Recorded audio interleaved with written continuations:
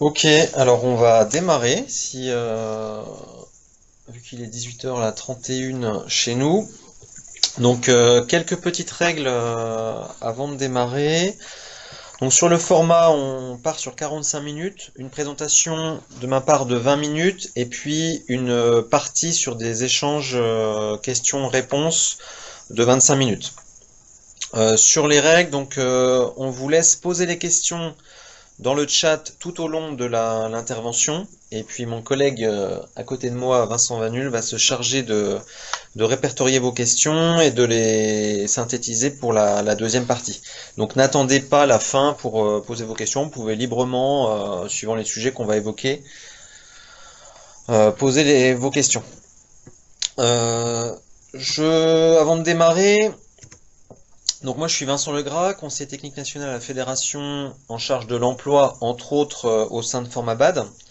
Donc sur l'emploi, j'ai travaillé au sein d'une ligue en tant qu'agent de développement et coordonnateur technique, sur de la création d'emplois au sein de comités et de clubs. Et j'ai donc aussi été de l'autre côté de la barrière en étant employé au sein d'associations sportives avant de devenir cadre d'État pour la fédération. Sur ce sujet de l'emploi, on a décidé de faire un programme assez large on va pas aller très en profondeur des sujets. On va essayer de balayer un maximum d'items sur l'emploi en général. Donc l'idée c'est que par la suite, on peut développer des sujets soit sur d'autres webinaires, soit directement avec moi ou les acteurs que l'on aura évoqués. Donc il est possible que ça génère une frustration sur des domaines, mais on ne peut pas, voilà, on peut pas développer chaque item pourrait faire office d'un webinaire complet. Et j'en profite aussi pour vous dire que je suis pas juriste, ça reste un domaine très technique, donc on fera le maximum pour répondre à vos questions, et si on n'a pas réponse à vos questions, on s'engagera à y répondre par la suite en sollicitant les bons acteurs.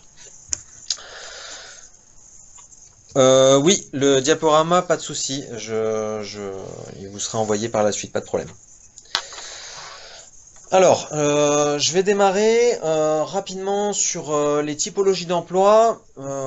Petit rappel, on est sur 4 entités, donc nationale, régionale, départementale et locale. Donc ici, on est plutôt je vais vous parler plutôt du fonctionnement sur des emplois clubs, la notion d'entraîneur, éducateur, ou des emplois de comités départementaux, voire ligue, sur des postes d'agent de développement, cadre technique. C'était juste pour vous dresser un petit état des lieux aujourd'hui des emplois qu'on retrouve au sein des instances. Donc où ça va jusqu'à la fédération au plus haut et qui a la particularité, elle, d'avoir des cadres d'État, donc qui sont des fonctionnaires détachés.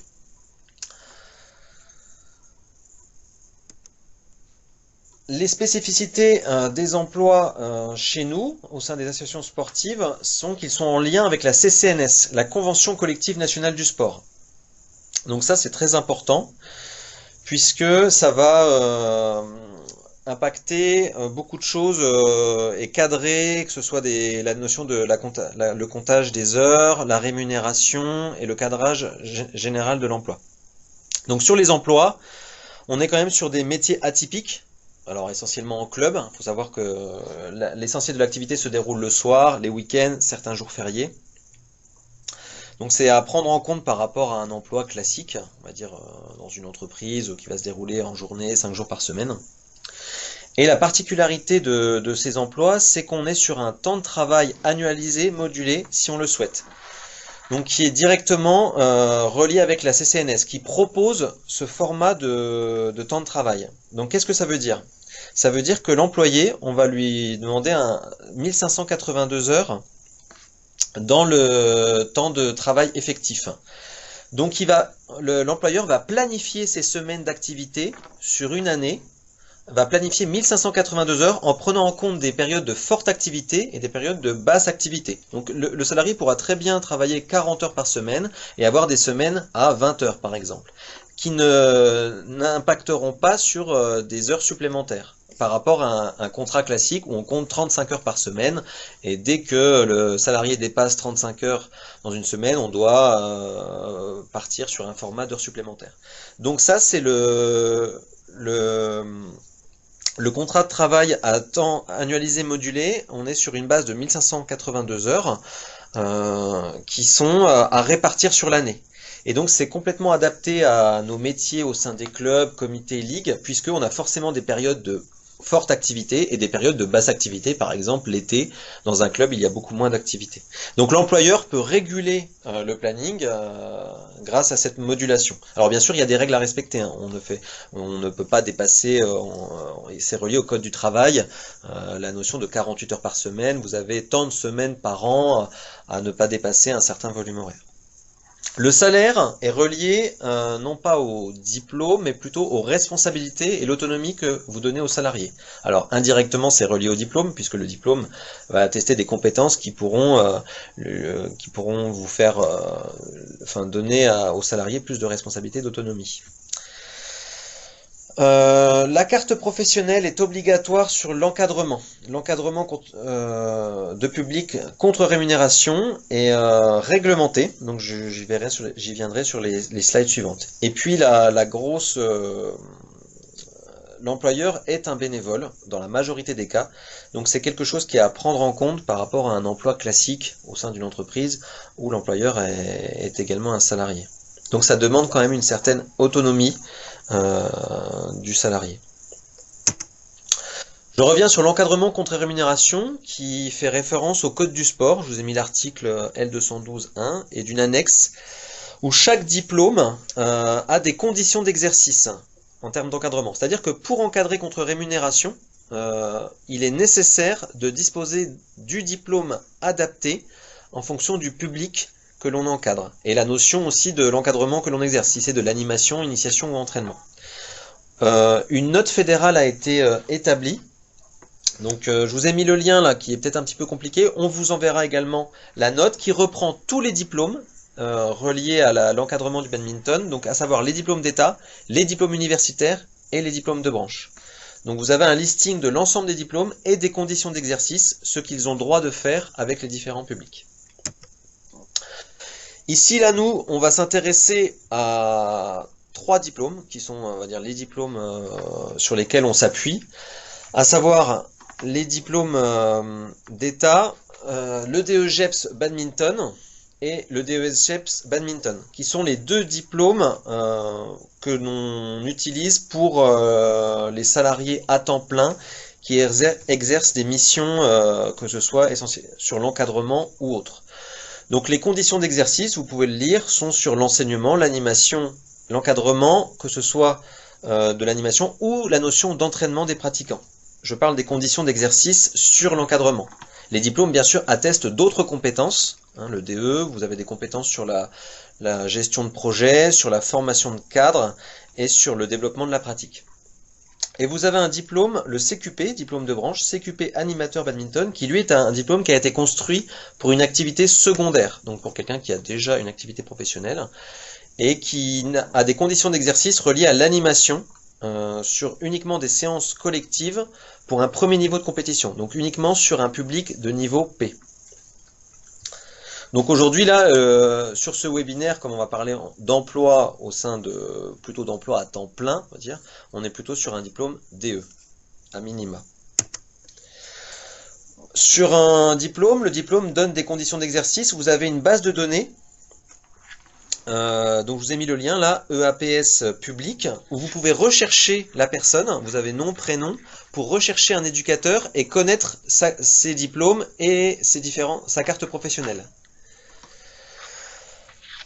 Alors là par exemple, je vous ai mis un exemple, c'est quelqu'un qui a des diplômes universitaires STAPS. Vous avez ses conditions d'exercice reliées à son DUG STAPS et sa licence STAPS entraînement sportif. Donc ce sont des conditions d'exercice qui sont répertoriées dans la note. Donc ça c'est une base de données qui est importante pour savoir si un éducateur est bien titulaire de sa carte professionnelle, sachant que c'est obligatoire. Hein, normalement vous devez afficher au sein d'un club les conditions d'exercice de votre éducateur pour garantir un encadrement de la pratique en toute sécurité. J'avance sur les modalités d'emploi. quand on veut employer un professionnel, deux types de statuts. Le statut de salarié ou le statut d'indépendant. Sur le statut de salarié, il fait partie de l'association, il est relié à un contrat de travail, donc il lui donne des obligations. Donc un contrat de travail qui peut être un CDI, un CDD ou un CD2I.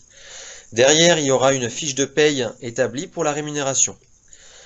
Il peut y avoir aussi le format de chèque emploi associatif. En fait, il faut savoir que le chèque emploi associatif est quelque chose qui simplifie les démarches, qui automatise un contrat de travail type et une fiche de paye. Donc c'est pas forcément adapté à notre environnement, puisque comme on dépend de la CCNS, les contrats de travail sont assez spécifiques, où il va falloir intégrer la modulation du temps de travail, ce genre de choses spécifiques à notre milieu. C'est des choses qui ne seront pas forcément mises en place par le chèque emploi associatif. À l'inverse, vous pouvez utiliser un indépendant, donc quelqu'un qui a une micro-entreprise ou qui sera auto-entrepreneur, et donc qui va vous faire des prestations de services. Donc là, la personne intervient pour vous sur des missions que vous lui aurez demandées et vous fera une facture pour sa rémunération. Donc à ce niveau, vous avez, en termes d'information, vous avez des organismes type Profession Sport qui accompagnent les associations notamment pour la gestion des fiches de paye et des contrats de travail. Donc souvent, un club va passer par cet organisme-là. Alors bien sûr, ce sont des prestations payantes pour que l'organisme gère les fiches de paye. Et vous avez le Cosmos, donc qui est aussi beaucoup de fiches pratiques pour les employeurs.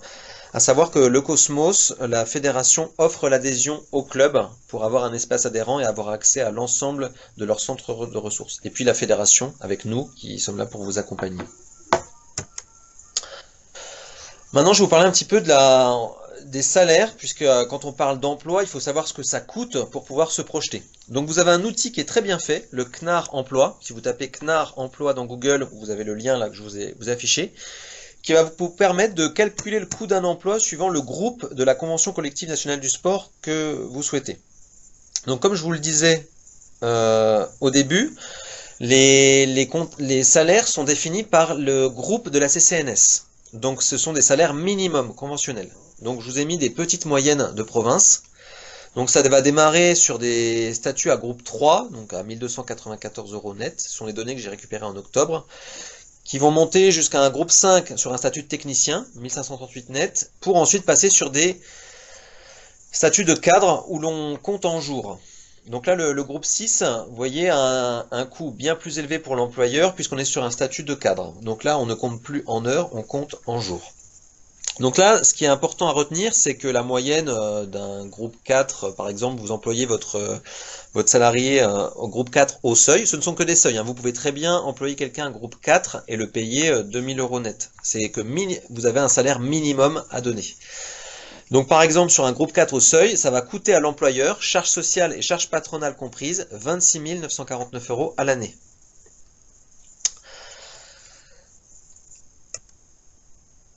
Sur la genèse d'un emploi, ce qui est important de retenir, c'est qu'en fait l'emploi démarre suite à un projet de l'association. L'emploi n'est pas un projet en soi. L'emploi, c'est un moyen pour développer le projet et le mettre en place. Alors j'insiste aussi sur le fait que quand on a un salarié au sein d'un club, d'un comité ou d'une ligue, ça ne remplace pas les bénévoles. On est toujours sur un travail commun, des tâches sont toujours à réaliser par les bénévoles. Les bénévoles sont les administrateurs aussi de l'association. Et l'idée, c'est d'utiliser le salarié pour ses compétences propres. Donc à savoir son expertise sur l'encadrement, la formation, le développement. Il va être dommage de donner à un salarié des tâches plutôt administratives, des tâches de gestion courante qui pourraient être gérées par des bénévoles. Donc l'idée, c'est de bien répartir les tâches et d'utiliser le salarié à bon escient.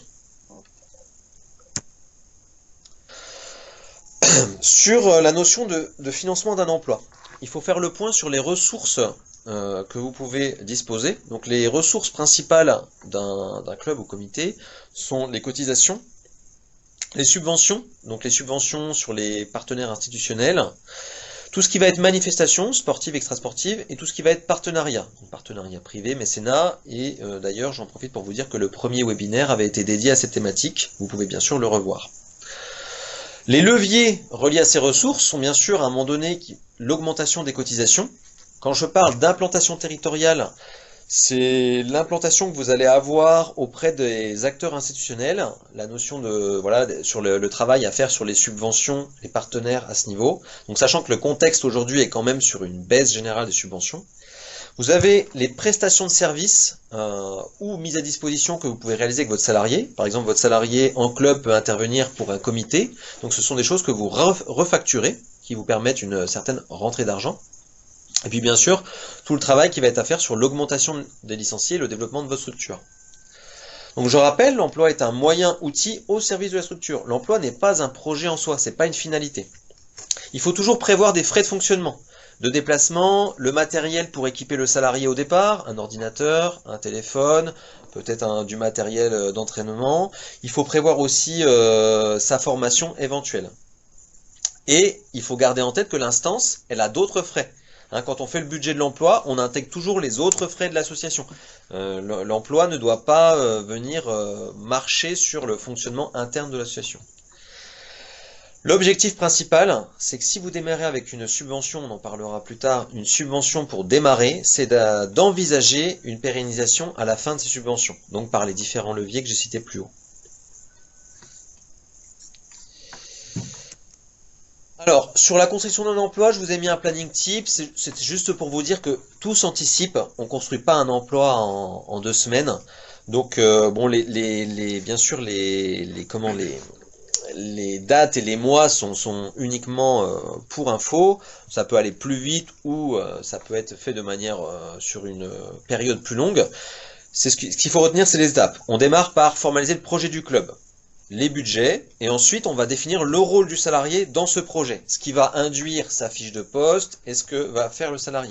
Derrière, on a la période de février-mars, qui est généralement la période des dossiers de subvention pour essayer d'avoir une subvention pour démarrer l'emploi. Et sur avril-mai, on est sur la diffusion de l'offre pour pouvoir faire un recrutement qui démarre au début de la saison sportive suivante. Je vais vous parler des acteurs de l'emploi. Il faut savoir qu'aujourd'hui, on anime un réseau de l'emploi au niveau fédéral. Et vous avez un référent emploi, donc salarié, un professionnel positionné dans chaque ligue, sur lequel vous pouvez vous appuyer pour accompagner, enfin pour avoir de l'aide pour accompagner votre projet. Donc ça c'est pareil, le listing, je vous enverrai le support. Donc le salarié de la ligue est soit un cadre technique, soit un agent de développement en général. Et puis, je suis toujours là, moi, en support au niveau national, pour apporter un soutien, par exemple, à des régions qui n'ont pas de référent emploi salarié, comme les DOM-TOM, par exemple. Sur les acteurs de l'emploi au niveau institutionnel, vous avez 2 types d'acteurs. Vous avez les services déconcentrés de l'État, donc jeunesse et sport, au passage qui disparaîtront au 1er juin 2020 si certains suivent un petit peu les réformes. Mais au jour d'aujourd'hui, c'est toujours d'actualité. Donc vous avez jeunesse et sport qui va peut être un soutien financier. Vous avez le CNDS Emploi, qui est géré donc à l'échelle d'un club ou d'un comité par la DDCSPP. Donc vous avez dans chaque DDCSPP un conseiller d'animation sportive en charge du CNDS Emploi.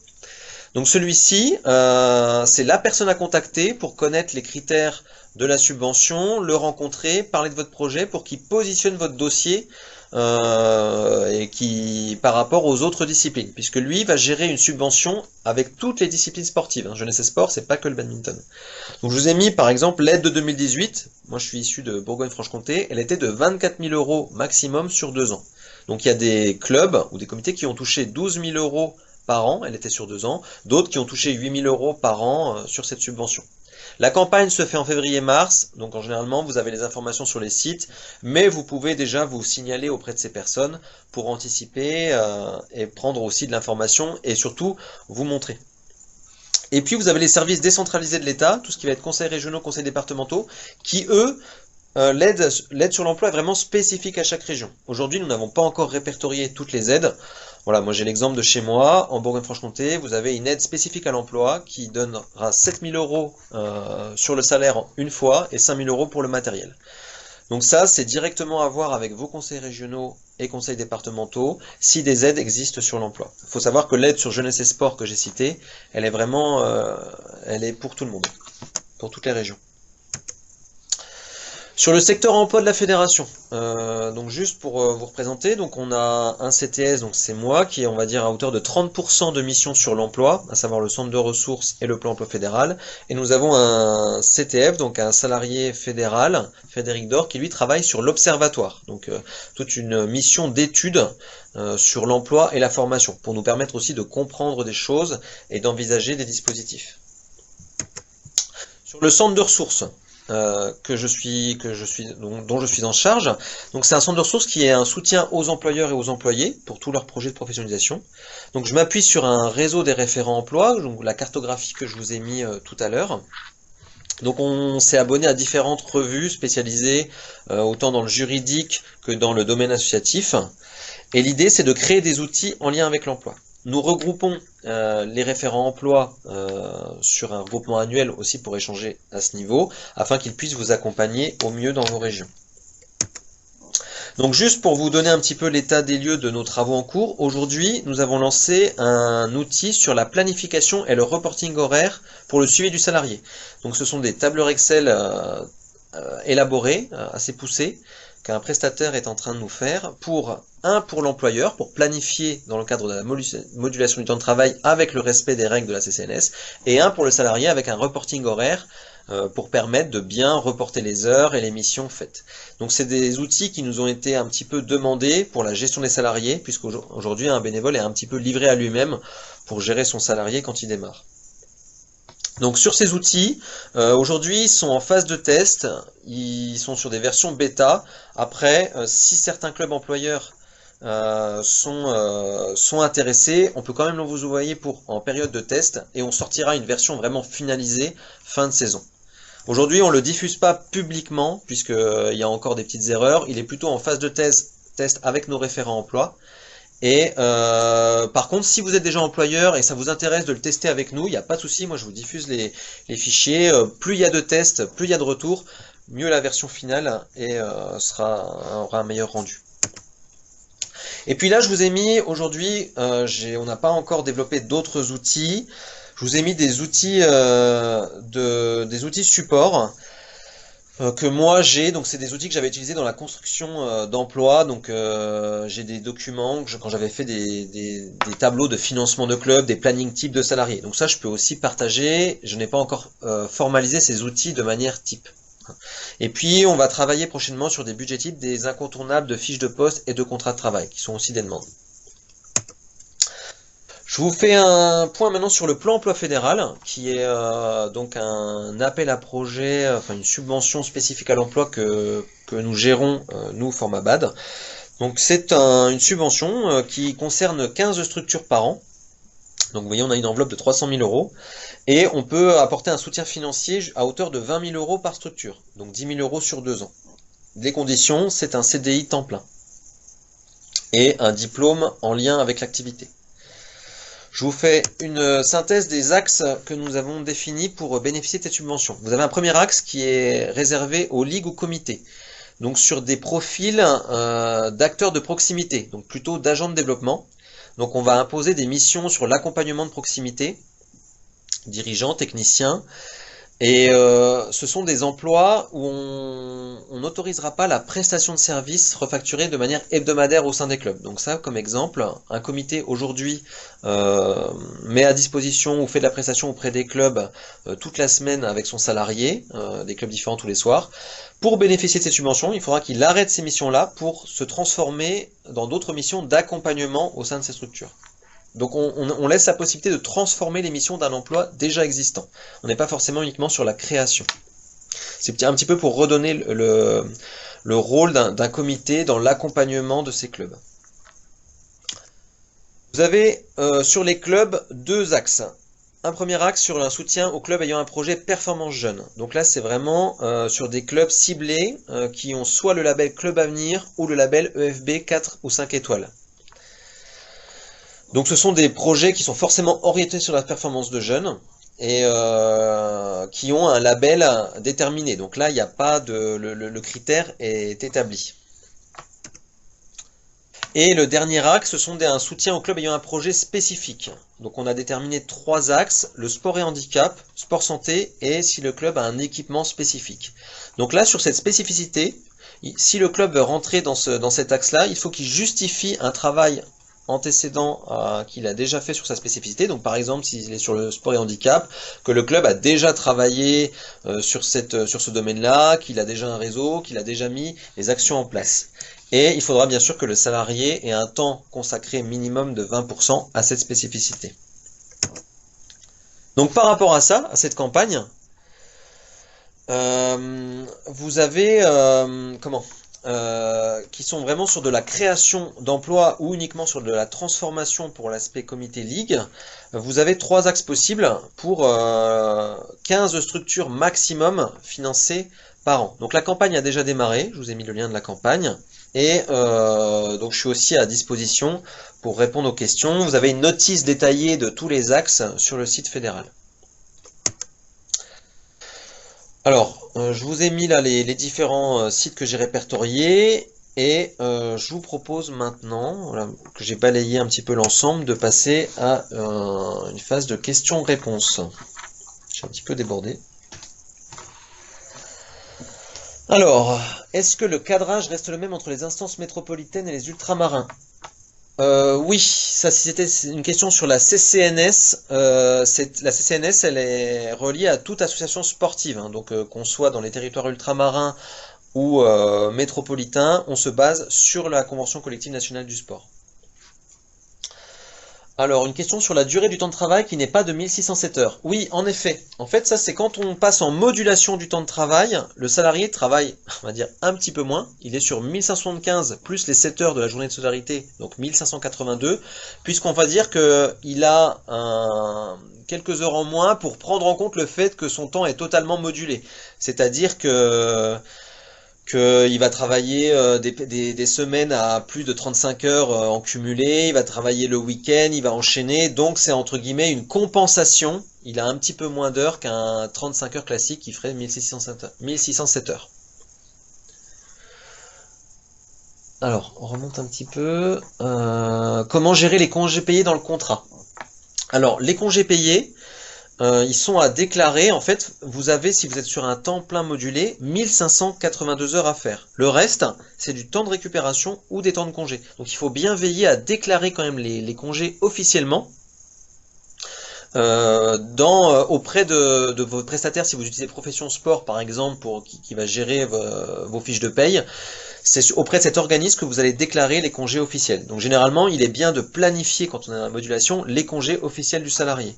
Donc sur ces 5 semaines de congés payés, les planifier sur des périodes creuses. Le reste du temps où on ne va pas travailler, on considérera que ce sera des RTT ou des temps de récupération. Le CQP rémunéré. Alors oui, le CQP, c'est un diplôme professionnel qui donne droit à une rémunération légale. Donc comme je l'ai dit, par contre, il est limité dans l'exercice. C'est-à-dire qu'un CQP ne peut être rémunéré que sur des séances d'animation, donc pas d'entraînement, pas de recherche de performance, et uniquement auprès d'un public P. Donc P12, P10, P11. Et moins, bien sûr, ouais, non classé. Quelle est la différence entre un DEGEPS et un DES? Alors, c'est diplôme d'État et diplôme d'État spécialisé, c'est un niveau de compétence. C'est-à-dire qu'un DE, c'est un diplôme qui vous donne des compétences sur la gestion, la conception et la mise en œuvre d'un projet, sur l'encadrement de tous les publics et sur la formation de cadres et le développement des pratiques. Pardon, DE supérieur, mes collègues, ce n'est pas DE spécialisé. Alors que le DES, on va développer des compétences plus élevées, à savoir être chef de projet, encadrer un public de haut niveau, être formateur de formateurs. Donc le DES se destine plutôt à des profils de directeur de structure, responsable de pôle espoir, c'est un diplôme d'un niveau plus élevé. Après, on n'est pas obligé de faire un DE avant un DES. Par contre, avant de s'engager dans un DES, il est quand même demandé une certaine expérience. Oui, j'en reviens, le CQP est limité en nombre d'heures. C'est quand je vous ai dit c'était un diplôme de niveau secondaire, on est limité à 360 heures par an. Si on excède ce nombre d'heures, l'employeur doit proposer un diplôme supérieur, donc à savoir le DE, à son salarié. Qu'est-ce que le CD2I? C'est le contrat à durée indéterminée intermittent. C'est un contrat en fait qui permet de lisser des heures. Donc vous allez par exemple mettre un CD2I de 1200 heures par an à votre salarié. Il aura la même rémunération tous les mois, mais il ne va pas forcément faire le même nombre d'heures tous les mois. Donc c'est un contrat qui permet de moduler une activité intermittente, tout en ayant un statut de CDI. Il n'est pas énormément utilisé, mais ça peut être une alternative. Est-ce que le CNAR prend en compte les territoires ultramarins? Le CNAR, c'est un centre de ressources, donc alors oui, la question de Gaëtan, j'imagine, c'est sur les territoires ultramarins. J'ai pas fait attention sur la cartographie. Il y aura peut-être une différence avec les territoires ultramarins, c'est l'ODEOM. Vous avez, quand on avait travaillé sur l'emploi en Guadeloupe, l'ODEOM qui est une subvention, enfin une réduction des charges spécifiques aux territoires ultramarins. Qu'est-ce qui définit les groupes d'emploi? La carte professionnelle. Alors, les groupes d'emploi de la CNS, justement, ce ne sont pas, je l'avais dit au début, ce sont la responsabilité et l'autonomie que vous donnez à votre salarié. À savoir, est-ce qu'il va être responsable d'autres personnes? Est-ce qu'il va gérer un budget? Quelle est son autonomie? Donc, c'est ça qui définit le groupe minimum sur lequel vous devez le mettre. À savoir un groupe 3, un groupe 4, un groupe 5, etc. La carte professionnelle, elle est nécessaire si l'employé exerce des missions d'encadrement.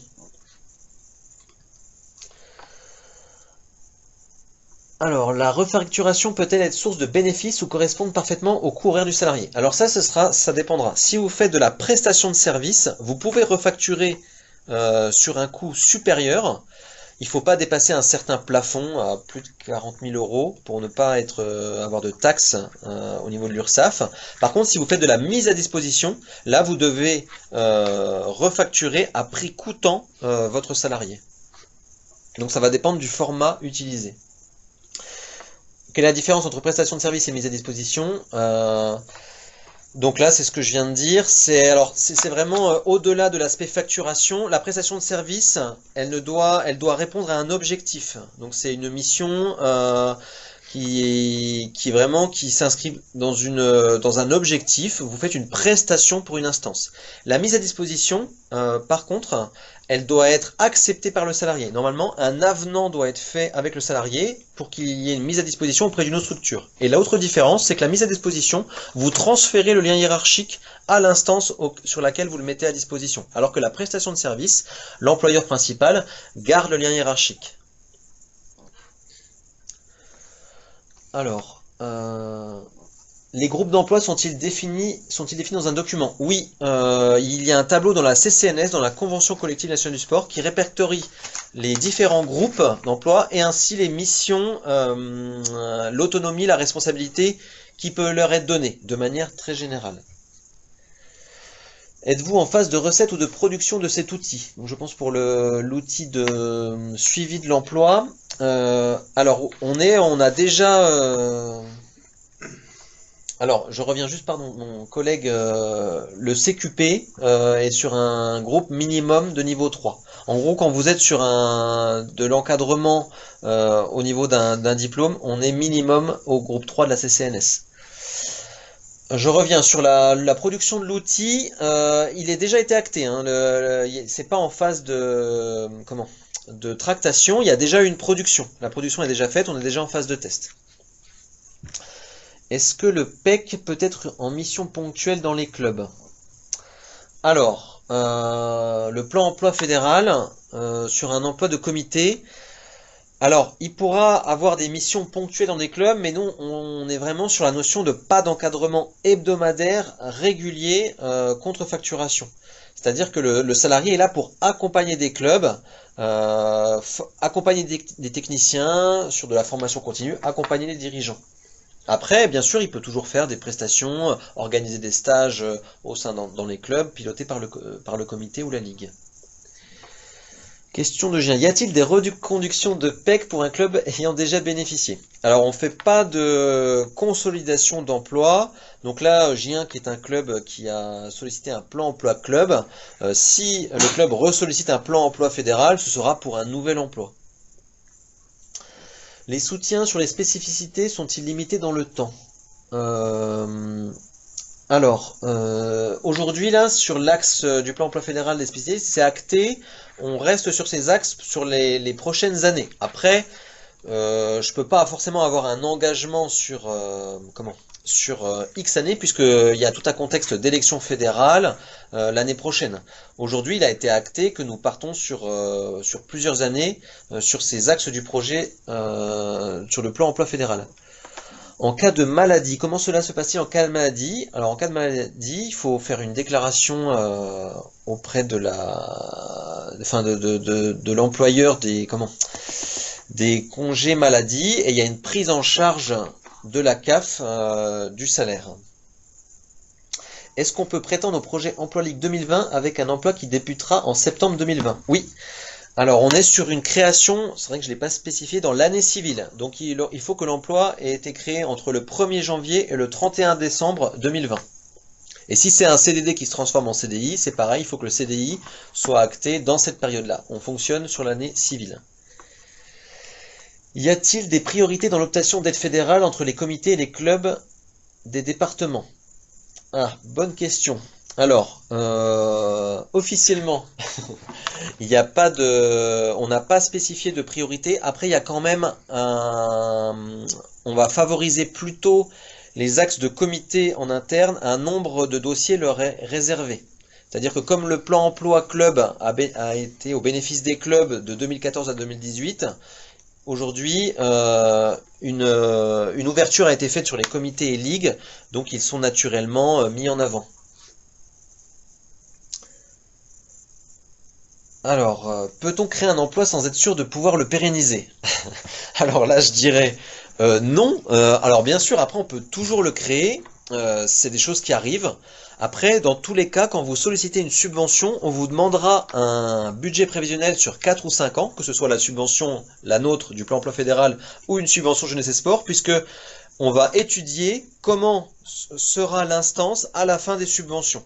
Donc c'est là où on va voir tout un espèce de business plan pour voir les leviers que vous allez activer, l'augmentation des cotisations, l'activité que vous allez générer pour combler ces subventions. Après, ça reste du prévisionnel. Je veux dire, on ne peut pas avoir une science exacte et il y a déjà eu des ratés sur les plans emploi club, les financements qu'il y a eu depuis 2014. Certains emplois se sont arrêtés faute de pérennisation. Ça va dépendre aussi de comment va se dérouler l'emploi, le travail que va faire le salarié, comment se structure l'instance. Donc on peut pas, bien sûr, on peut pas garantir une pérennisation, mais dans tous les cas, si c'est le sens de la question, vous n'avez pas à rembourser les subventions dans la foulée. C'est juste malheureux. Ça peut au pire partir sur un licenciement économique du salarié. Combien de demandeurs d'emploi sur le marché? Alors aujourd'hui, le marché est plutôt favorable aux demandeurs d'emploi, c'est-à-dire qu'il y a plus d'offres que de demandeurs d'emploi. Donc là, on a aujourd'hui sur le site fédéral environ un peu plus de 5 annonces qui n'ont toujours pas trouvé de salariés, que ce soit des comités ou des clubs. Donc aujourd'hui, on est sur un contexte favorable aux employés plutôt que par rapport aux instances. Donc c'est quand même à prendre en compte. En cas de maladie, pouvez-vous préciser s'il y a maintien du salaire, complément par l'employeur, si indemnité sécu inférieure au salaire? Alors là, j'ai pas la réponse là tout de suite. Je sais que oui, il y a une indemnité. Il me semble que l'employeur doit maintenir le salaire, mais là-dessus, Claire Robin, je peux pas apporter une réponse exacte. Donc on va creuser ça et vous apporter un complément de réponse. On va se noter ça, Claire Robin, sur la notion des indemnités. Alors, comment peser sur sa municipalité pour pouvoir organiser des manifestations sans louer les salles? Alors, là-dessus, là, c'est vrai que c'est quelque chose aujourd'hui qui est en train d'arriver dans certaines municipalités. Là, j'ai pas là une réponse dans l'immédiat. Ça va être vraiment aujourd'hui, qu'est-ce que vous apportez à la municipalité? Moi, je comprends pas que des municipalités louent des salles, sachant que vous êtes des associations sportives à but non lucratif, donc vous n'avez pas des finances à l'infini.